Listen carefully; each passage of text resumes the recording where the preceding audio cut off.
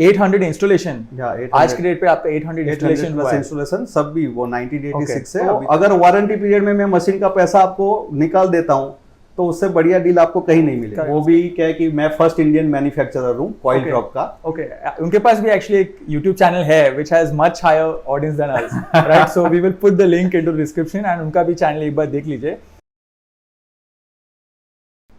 Welcome back everybody. Today is officially episode 9 on the Foundry podcast. We are here in Ahmedabad, our second time in Gujarat. So probably our third time beyond Mumbai borders. So that means our podcast is growing. We're joined here with Mr. Ankit Patel from Agni Electric. And this is the first time we are actually interviewing anybody who is a equipment manufacturer, manufacturing furnaces. So that is a real good start for us. Actually, Ankit ji reached out to us through our social platforms, and we collaborated. And yesterday he sponsored our video. So he's one of the first sponsors on our channel. Thank you so much, sir. Thank you. So since he was the first sponsor on our channel, we thought it's really good to take his story to the audience. And actually his story is really good. Now there's also another thing today. I'm going to be talking in Hindi largely. So that's also a first for us. So it's a new challenge, and it is really good because we might be able to get access to a new audience that is listening and wants to access our content. So Ankit ji, welcome to the podcast. Thank you so much हमें invite करने के लिए इधर। अरे आपको भी आपने इतना बढ़िया प्लेटफॉर्म दिया उसके लिए भी थैंक यू। नहीं एक्चुअली अंकित जी आपके पास उनके पास भी एक्चुअली एक YouTube चैनल है which has much higher audience than us, right? So we will put the link into the description and उनका भी चैनल एक बार देख लीजिए। So it's doing much better than us, and you are actually the first comer in this business. So YouTube आपने बहुत पहले से चालू किया है. So we should be learning from you. So that's good. So anyway, Ankit ji, tell me about Agni Electric. ये उसका शुरुआत कैसे हुआ and how did the company start making electric induction furnaces? Okay, तो बेसिकली एक्चुअली फैक्ट्री जो start किया है company मेरे फादर ने स्टार्ट किया था। मेरे फादर जो थे वो इंडक्टोथर्म में ही काम करते थे। Okay. उसके बाद 1986 से उन्होंने खुद का बिजनेस स्टार्ट किया। 1986 से फर्नेस बनाना का स्टार्ट किया। तब 4 पार्टनर के साथ किया था। बट अग्नि जो है वो पर्टिकुलरली पूरे सब पार्टनर्स अलग होके फिर हमारा खुद का इंडिपेंडेंट कंपनी है। तो मान के चलो 2003 में हमने ये स्टार्ट किया है। तो 2003 से अब तक मीन्स मैं सेकंड जनरेशन हूँ।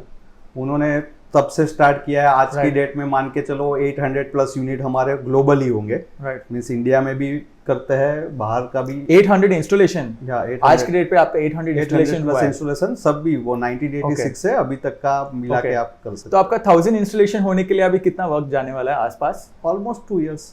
तो 2 इयर्स के बाद हम लोग वापस एक बड़ा सेलिब्रेशन कर सकते हैं इधर। 100%। That is good. So we will be back with another video after 2 years. So हो सके maybe your business might grow and in 1 year you might reach 1000. Maybe. Be positive. 100%. So that is nice. Okay, so 1986 में आपका समझो incorporation हुआ था 4 partners के साथ, correct? हाँ। एंड उस टाइम पे कैसे आपका फर्स्ट प्रोडक्ट कैसे था? What was the first offering? उस टाइम जब जो भी मार्केट था वो फेरस मेटल के लिए था। मीन्स फेरस फाउंड्रीज ज़्यादा मीन्स ग्रोइंग मार्केट था हमारा इंडिया। तो उस टाइम जो था वो मोस्टली फेरस के लिए ही था। तो जो भी प्रोडक्ट बनता था वो फेरस के लिए ही बनता था। इवन जो भी डिज़ाइंस वगैरह थी वो भी फेरस के रिगार्डिंग ही सब कुछ होता था। करेक्ट। तो वो मान के चलो अभी तक का फेरस के हिसाब से चल रहा है। तो अभी तक भी आपका फेरस सबसे बड़ा मार्केट है? हाँ, फेरस तो ऑलरेडी सर आज की डेट में अगर आप ग्लोबली या नहीं बट इंडिया का ही मार्केट देखोगे ना तो मीन्स एक्सपेक्टेड मार्केट होगा 29.5 बिलियन डॉलर के आसपास का सिर्फ इंडिया का, और वो ग्रोइंग होगा तकरीबन 32 के आसपास चला जाएगा।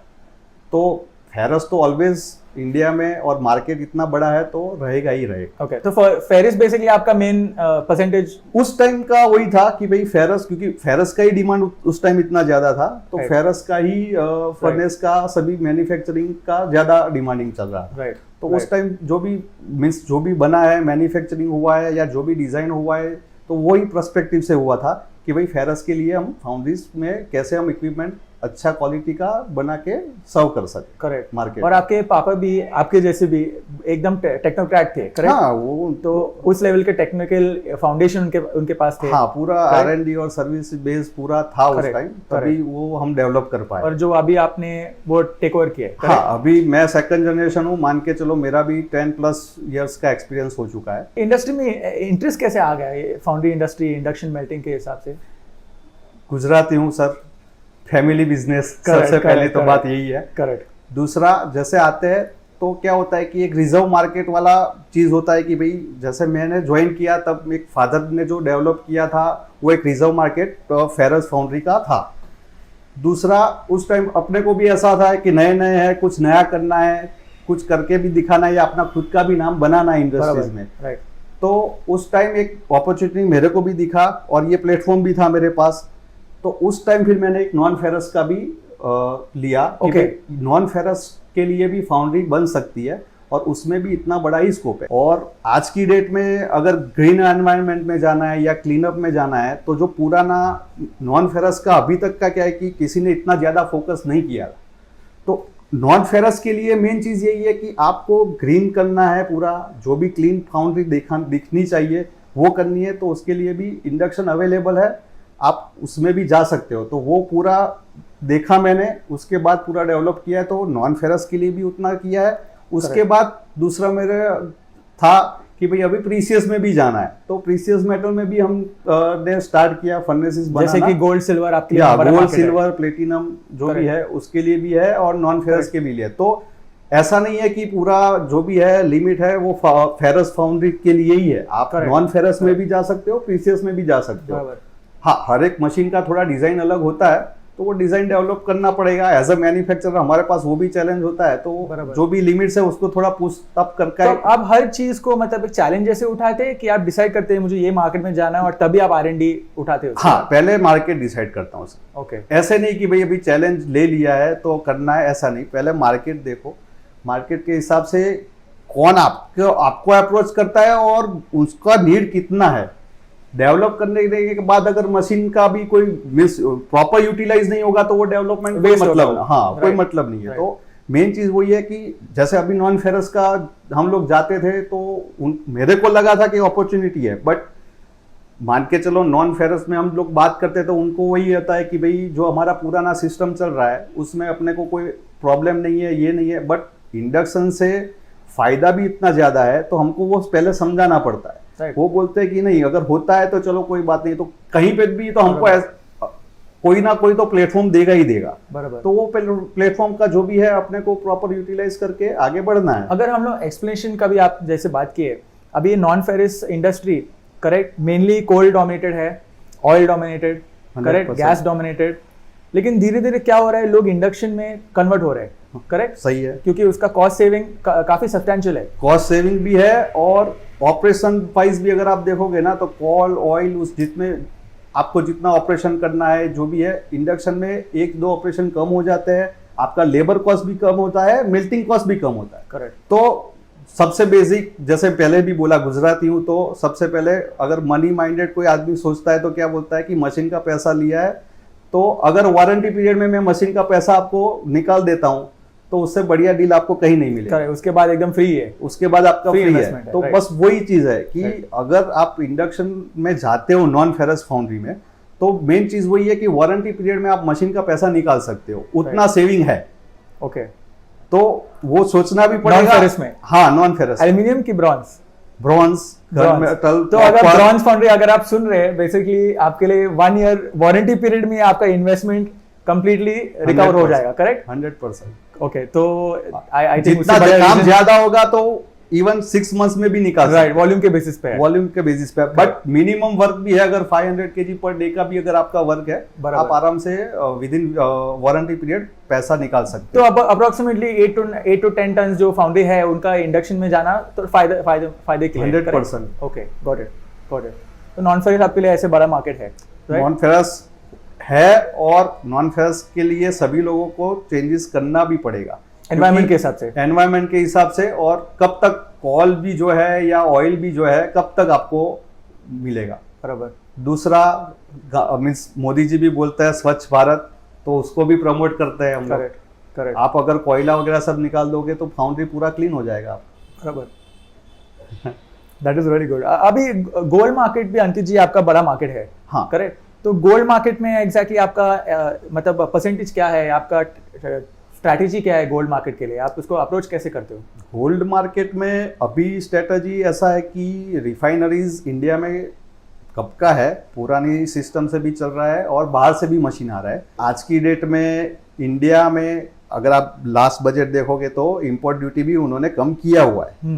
तो रिफाइनरीज आप मान के चलो और डेवलप होंगी, राइट। और गोल्ड का डिमांड बढ़ेगा, बिकॉज आप पूरे वर्ल्ड में देखोगे तो जब तक जहाँ पे भी वॉर सिचुएशन का प्रॉब्लम आया हुआ है तब गोल्ड का प्राइस बढ़ा ही है। तो अभी जो भी एरिया चल रहा है वो वॉर सिचुएशन के हिसाब से ही है, तो गोल्ड बढ़ेगा ही बढ़ेगा। ओके। ये एटलीस्ट ये 1-2 साल में तो बढ़ने ही वाला है। करेक्ट। तो वो अपॉर्चुनिटी है अपने पास, बराबर, कि पूरा डेवलप करके हमारी रिफाइनरीज को हम पूरा सर्व करें। तो आपने प्रॉपर्ली आपका मार्केट स्टडी करके चुन लिया है, जैसे हाँ, नॉन फेरस आपको मालूम है, नॉन फेरस के लिए भी है और Correct. प्रीशियस मेटल के लिए भी है। करेक्ट। ऑलरेडी फेरस के लिए तो बराबर। चल ही रहा है। तो आपको मतलब दिखता होगा कि फेरस का शायद परसेंटेज आपका बिजनेस पे थोड़ा नीचे जा रहा है, ऐसा आपको दिख रहा है? हाँ, मीन्स मैं अभी जो टारगेटेड मेरा जो चल रहा है सेल्स के हिसाब से, तो मैं नॉन फेरस को ज्यादा टारगेट कर रहा हूँ और प्रीशियस को कर रहा हूँ। तो पर्टिकुलर मेरा सेल्स के हिसाब से अगर मैं देखूं तो मेरा मैं कम कर रहा हूँ, क्योंकि जहां पे अभी मीन्स नॉन फेरस और प्रीशियस में अपने को अपॉर्चुनिटीज अच्छा मिल रहा है डेवलपिंग का, तो वो हम कर सकते हैं उसमें। अभी हमारा कैसे चैनल मेनली फाउंड्री फोकस्ड है। ओके। करेक्ट। तो फाउंड्री सेक्टर में आपका बिजनेस शेयर कितना परसेंटेज का है रफली?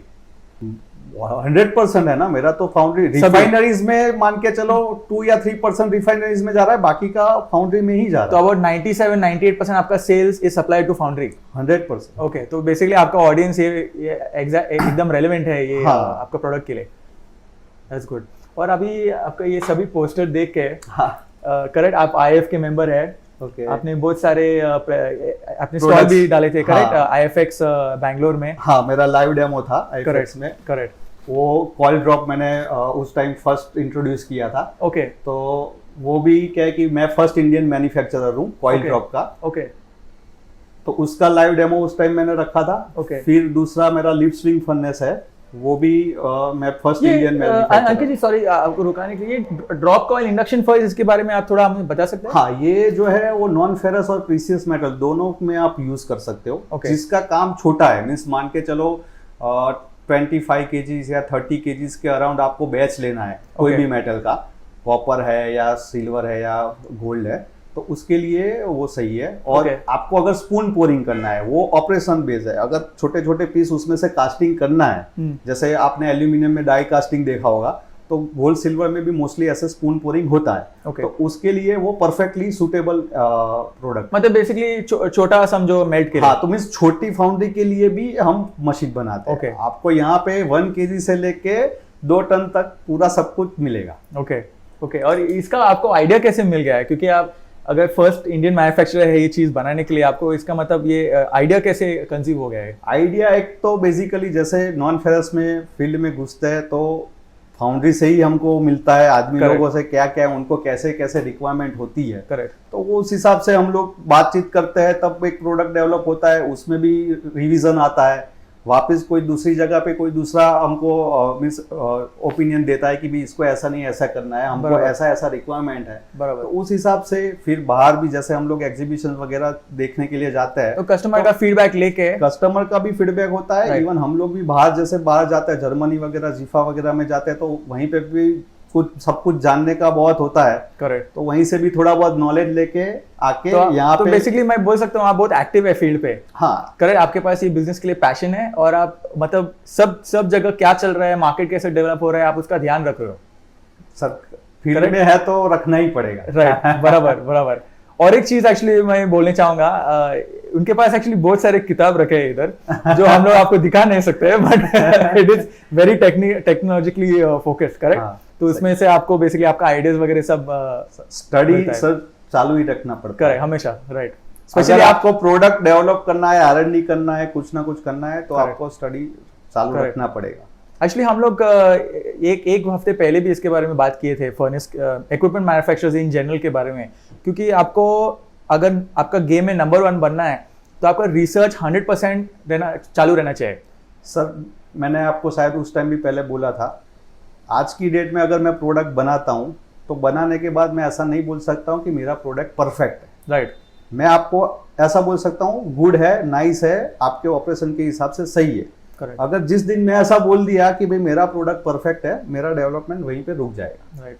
आपको प्रोडक्ट को परफेक्ट नहीं बनाना है, उसकी तरफ जाना है। राइट। जो भी जिसको भी आप, जैसे आप अगर कस्टमर हो तो मेरा सबसे पहले दिमाग में यही आना चाहिए कि मैं अगर आपको जो भी मशीन दे रहा हूँ उसका प्रॉपर यूटिलाइज कर सकता है कि नहीं कर सकता है। अगर प्रॉपर यूटिलाइज नहीं होगा तो वो हमारा डिजाइन फेल है। बराबर। क्योंकि हम लोग जो कस्टमाइज करते हैं या जो भी करते हैं वो आप ही के हिसाब से करते हैं। बराबर। तो वो प्रॉपर यूटिलाइज होना चाहिए। राइट। जैसे यूटिलाइज होता है, ऑपरेशंस बढ़ते हैं, तब सजेशंस मिलते हैं, तो वो चेंजेस भी करना पड़ता है। कांस्टेंट वर्क इन प्रोग्रेस करना ही पड़ेगा।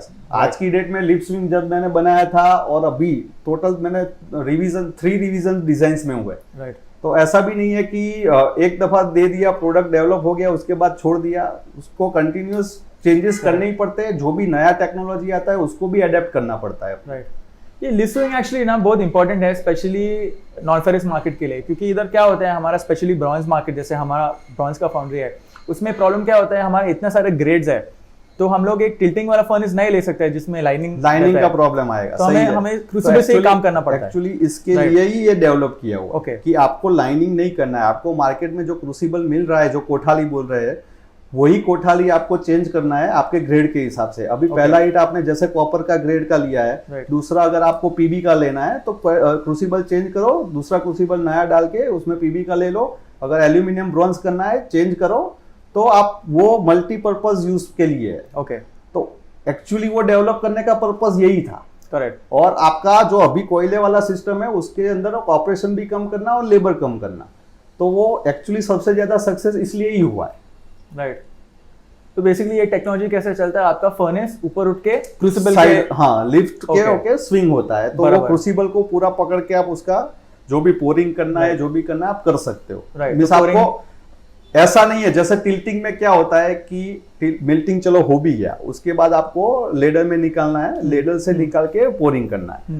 तो उसका ऑपरेशन में क्या है कि आपको थोड़ा टेम्परेचर ज्यादा लेना है, क्योंकि आपका थोड़ा टेम्परेचर लॉस होगा लेडर में। राइट। और उसके बाद पोरिंग होगा, तो पोरिंग टेम्परेचर और उसका कैलकुलेशन करके आपको करना है। बराबर। इसमें ऐसा नहीं है, इसमें आपने जैसा आपका टेम्परेचर आ गया, लिफ्ट अप किया, स्विंग किया, उसी को ही पकड़ के आप सीधा पोरिंग करो, तो वो एक ऑपरेशन आपका कम हो गया। राइट। तो वो कॉस्टिंग आपका बच गया है। बराबर। दूसरा कोयले वाला ऑयल फायर वगैरह में क्या होता है, पीठ को साफ करने के लिए आदमी चाहिए, इसको कुछ साफ करना नहीं है। तो वो भी लेबर आपका बच गया।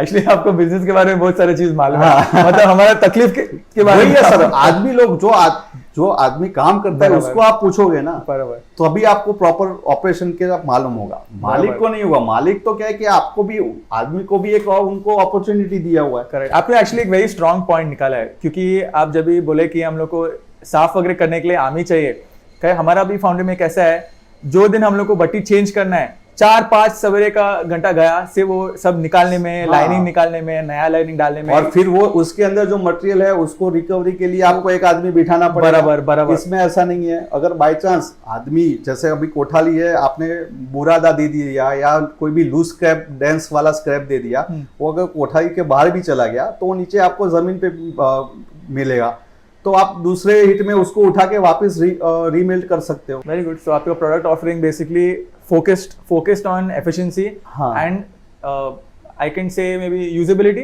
User friendly. करेक्ट। ये दो चीज, तो ये एक्चुअली दो ही चीज हमें चाहिए। हाँ, टू बी ऑनेस्ट चीज वही है। प्राइस भी इंपॉर्टेंट है। प्राइस है, पर मैंने आपको पहले ही बोल दिया कि वारंटी पीरियड में मशीन का पैसा निकाल सकते हैं। तो एक्चुअली आपको प्राइस में कुछ प्रॉब्लम है तो you can reach out to Agni Electricals and वो आपको एक प्रॉपर प्राइस एक्चुअली देंगे 100। तो अंकित जी, फाउंड्री मार्केट छोड़ के आप कौन सा और सेगमेंट को अभी टारगेट कर रहे हैं? जैसे आपने बोले गोल्ड और सिल्वर। हाँ, रिफाइनरीज डेफिनेटली मैं टारगेट कर रहा हूँ। करेक्ट। और आ भी जाएगा रिफाइनरीज के लिए। अभी ऑलरेडी हमारा पूरा R&D हो चुका है, मशीन्स भी ऑलमोस्ट जा चुके हैं, चालू भी है।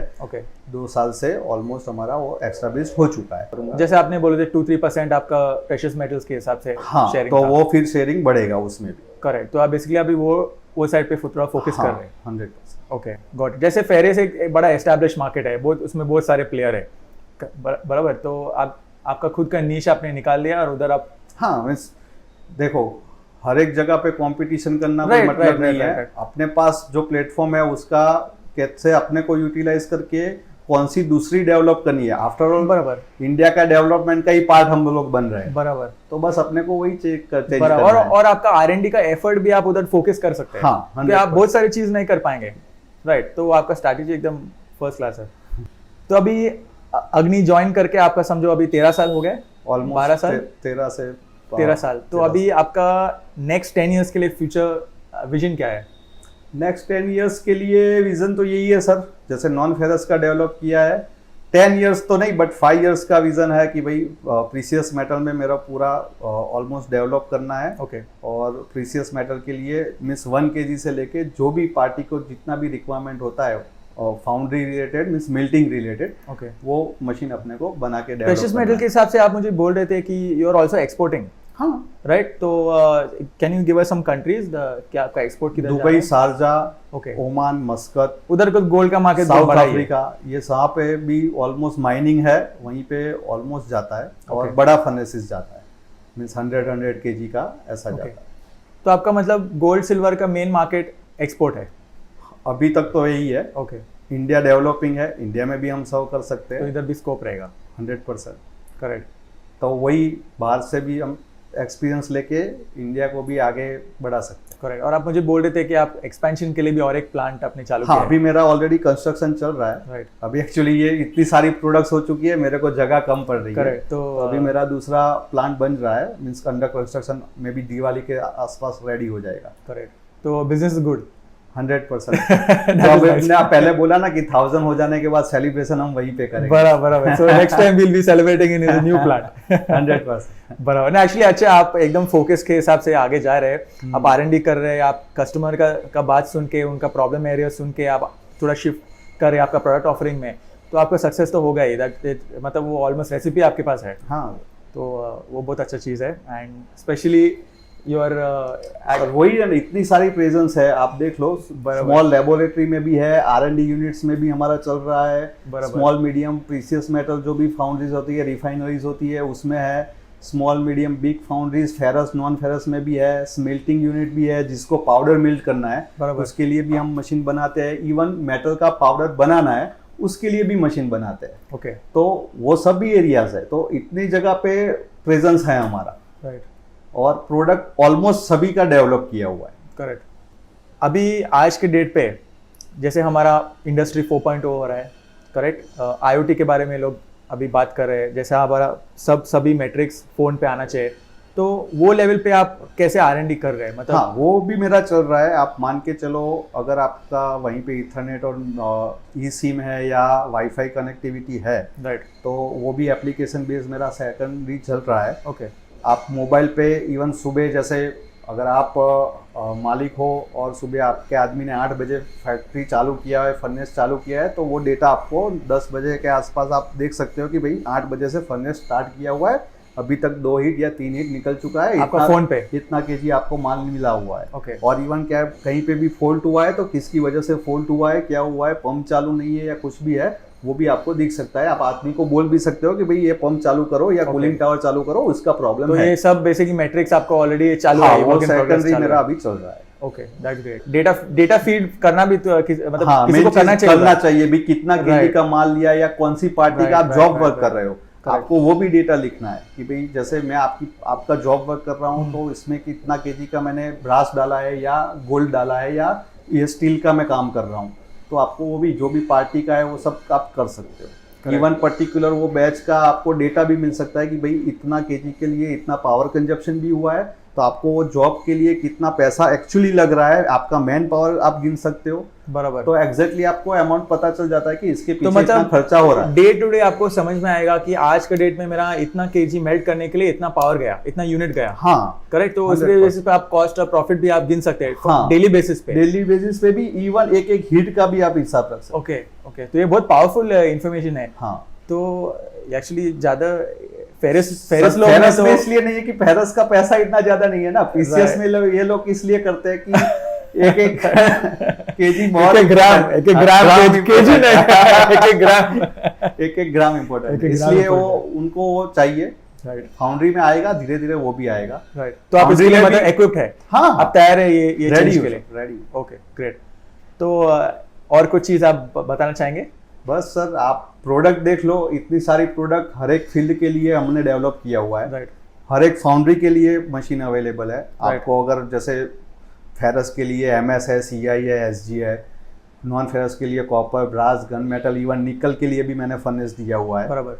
फिर आप प्रीसियस में आ जाओ, तो हर एक फील्ड के अंदर अपना प्रेजेंस है, और हर एक फील्ड के लिए, हर एक मेटल के लिए अपने हम लोगों ने मशीन बनाया हुआ है। राइट, और ऐसा भी नहीं चल रहा है कि बना के दे दिया है या हमारा चल रहा है, ऐसा नहीं, ऑलरेडी चल रहा है। बराबर, उसी का, और वो YouTube के ऊपर मैंने हर एक का फील्ड का वीडियो डाला हुआ है। बराबर, बराबर। So anyway, thank you everybody for tuning in, and you can find this video on Mr. Ankit's channel as well as our channel. We will leave both the links in the description. As always, आप लोग आपको basically किधर find कर सकते हैं? आप YouTube के ऊपर भी अग्नि इलेक्ट्रिकल लिख के फाइंड कर सकते हो। आपका his YouTube channel is bigger than ours right now, so फिर आप कंपनी का वेबसाइट है inductionfurnaceIndia.com। बराबर। और मींस कांटेक्ट डिटेल वहीं पे भी है। फेसबुक पे भी मेरा पेज है अग्नि इलेक्ट्रिकल का, आप फेसबुक पे भी। लेकिन अंकित जी, आपको लिंक्डइन में आना चाहिए। हाँ, लिंक्डइन, उधर सब खेल लिंक्डइन पे हो रहा है अभी आजकल। 100% वो सोचेंगे। करेक्ट, बिकॉज अभी 2 वीक पहले हम लोगों ने वो बॉक्सिंग का इमेज डाला है, ज्यादा लोग नहीं देखे रहेंगे। So lot of people have said कि we should have a rematch. तो होपफुली आप रीमैच में हम लोग अग्नि इलेक्ट्रिक का एक definitely sir. So that is good. अगर प्रोडक्ट के लिए है, टेक्निकल है, तो डेफिनेटली। करेक्ट। बहुत लोग ने भी ऐसे बोला है कि आप सब फाउंड्री मैन्युफैक्चरर को एक टेबल पे लाओ और डिबेट करा दो। राइट, तो एक्चुअली क्योंकि कस्टमर एग्जाम नहीं ले सकता, कस्टमर एग्जाम नहीं ले सकता। बराबर, तो कैसे अभी उधर ना कौन आएंगे, कौन नहीं आएंगे? सही है, किसको कितना नॉलेज है, कौन अपना टेक्निकल साउंड कितना है, वो पता चलता है। करेक्ट, सही है, वो डिबेट करना चाहिए। करेक्ट, मतलब कैसे as a matter of interest and amicably decide होना चाहिए कि इट अ फ्रेंडली डिबेट। हाँ, क्योंकि हम लोग को लास्ट में कुछ सेफ्टी पर्सनल, एम्बुलेंस वगैरह नहीं बुला सकते हम लोग। हाँ, नहीं। तो वो चीज इंपॉर्टेंट है, तो इसके बारे में हम लोग एक्चुअली सोच रहे हैं। तो would you be open for the debate? अगर आप करो, कोई प्रॉब्लम दैट इज नाइस। सो उसके पहले शायद हमारा नेक्स्ट इंटरव्यू मुंबई में हो सकता है। कोई प्रॉब्लम नहीं। That is good. Thank you so much Ankit ji, it was a real pleasure talking to you. Thank you. And guys, do check his channel out. I hope you enjoyed our first podcast in Hindi. I tried my best. If there are some limitations, सही में अच्छा है। Thank you so much. लेकिन कैसे, I don't know if you're being nice or नहीं, but there are some limitations with the language. I agree, but I'm trying my best, and hopefully you guys appreciate it. And we'll see you in the next one. And always, you can find Mr. Ankit's entire details in the description below. And we'll see you in the next video. Don't forget to like and subscribe, as well as subscribe to Agni Electric. Agni Electric. Thank you. Okay. Thank you.